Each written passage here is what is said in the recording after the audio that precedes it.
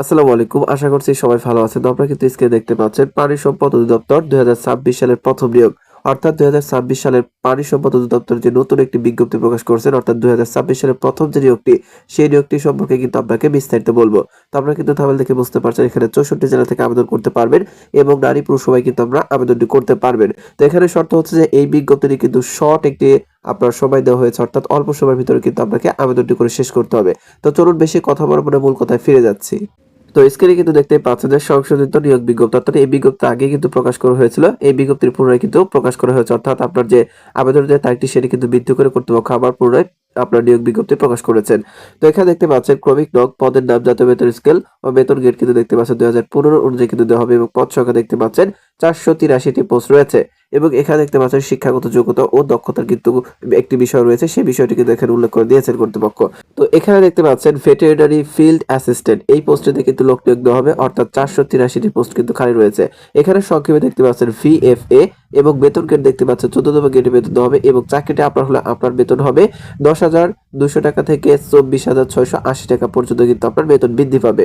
এখানে শিক্ষাগত যোগ্যতা দেখতে পাচ্ছেন কোনো শিক্ষিত বোর্ড হতে বিজ্ঞান বিভাগের ন্যূনতম উচ্চ মাধ্যমিক সার্টিফিকেট বা সমমানের পরীক্ষা উত্তীর্ণ সহ সরকারি ভেটেরিনারি ট্রেনিং ইনস্টিটিউট বা লাইভ স্টক ট্রেনিং ইনস্টিটিউট হতে সংশ্লিষ্ট বিষয়ে 1 বছরের প্রশিক্ষণপ্রাপ্ত হলে কিন্তু আপনি আবেদন করতে পারবেন।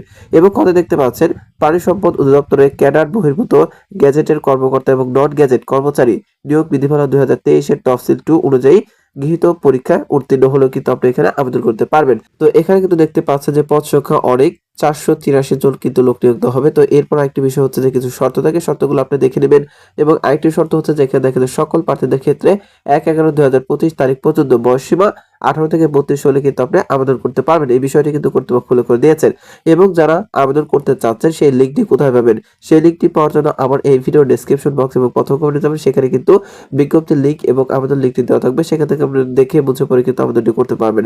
এছাড়াও যারা স্ক্রিনের মাধ্যমে দেখতে চাচ্ছেন সেটি কিন্তু এখানে দেওয়া রয়েছে, দেখতে পাচ্ছেন। প্রার্থীদের অনলাইনে আবেদন করতে হবে।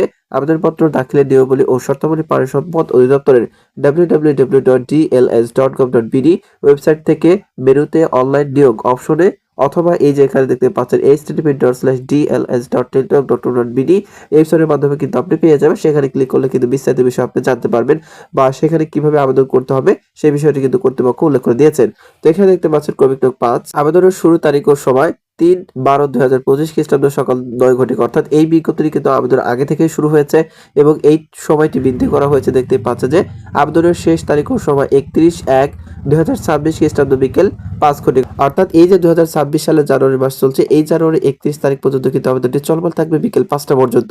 তো যারা আগ্রহী প্রার্থী রয়েছেন আপনারা কিন্তু এই সীমিত সময়ের জন্য কিন্তু আবেদন করতে পারবেন, সীমিত সময়ের ভিতরে আপনারা আবেদনটি করে ফেলবেন।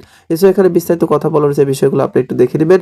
তো ভিডিওটি ভালো লাগলে অবশ্যই সবার আগে সকল ধরনের চাকরি নিয়োগ বিজ্ঞপ্তি পেতে এবং যে কোনো পোস্টের বিস্তারিত বিষয় জানতে আমার unemployed BD 23 YouTube channel subscribe করে বেল বাটনটি বাজিয়ে রাখতে পারেন। তো ভিডিওটি যদি আপনার সত্যিকার অর্থে উপকার আসে, উপকার করতে পারি, তাহলে আমাকে উৎসাহ বা অনুপ্রেরণা দেওয়ার জন্য ভিডিওটিতে একটি লাইক দিবেন এবং একটি শেয়ার দিয়ে সবাইকে দেখার সুযোগ করে দিবেন। ভালো থাকবেন। আসসালামু আলাইকুম।